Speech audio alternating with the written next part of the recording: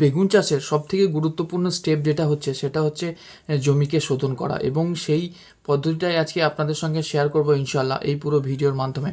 তো সর্বপ্রথম আমরা যেটা করলাম, বেগুন চাষে যেহেতু পর্যাপ্ত পরিমাণ রাসায়নিক এবং জৈব সারের প্রয়োজন হয়, তো সর্বপ্রথম আমরা জমিতে পর্যাপ্ত পরিমাণ সার নিয়ে গেলাম এবং সেটাকে সুন্দরভাবে সমস্ত জমিতে ছিটিয়ে দিলাম। কারণ এই জমি শোধনের ব্যাপারে আরেকটা কথা বলি, আমরা আগের বছরও বেগুন লাগিয়েছিলাম, কিন্তু জমিটা শোধন না করার জন্য আমাদের যে সবচেয়ে বড় ক্ষতিটা হয়েছিল সেটা হচ্ছিল বেগুনে ভাইরাসের আক্রমণ হয়ে গেছিলো এবং অর্ধেকের বেশি গাছের পাতা হলুদ হয়ে যাওয়ায় আমাদের অনেক পরিমাণে ক্ষতি হয়ে যায়।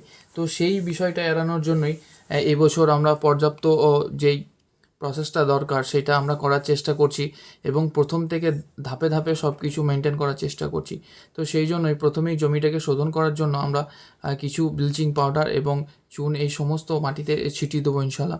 এবং এই যে দেখতে পাচ্ছেন আমি প্রসেসের মধ্যে একটা পড়ে যেটা হচ্ছে জমিটা সুন্দরভাবে আলগুলোকে সাইজ করে নেওয়া এবং যে ঘাসগুলো থাকে সেগুলোকে কেটে উঠিয়ে দেওয়া বা কাদায় ঢুকিয়ে দেওয়া।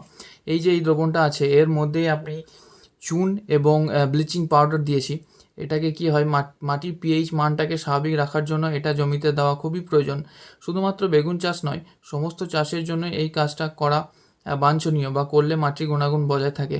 বাট আমরা কৃষকরা এই জিনিসটা বা এই নলেজটা আমাদের মধ্যে নেই, বা এত জমি এই জিনিসটা করা আমাদের পক্ষে কষ্টকর হয়ে যাওয়ার জন্য আমরা করি না। বাট এটা করা আমাদের প্রয়োজন।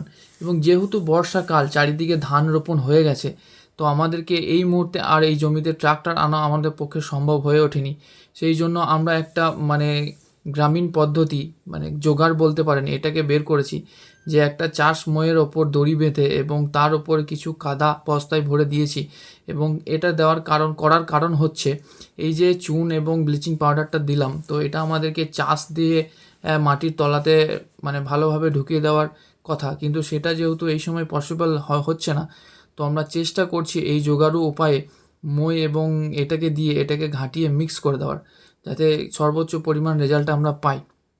এবং এইভাবেই অতিরিক্ত কষ্ট হলেও কিছু করার নেই, কারণ যেহেতু এই মুহূর্তে ট্রাক্টর আসছে না। এই যে দেখতে পাচ্ছেন পুরনো প্রসেসে আদিম যুগে যেভাবে চাষ করা হতো, নিজেরাই কাঁধে করে নিয়ে এটা করছি।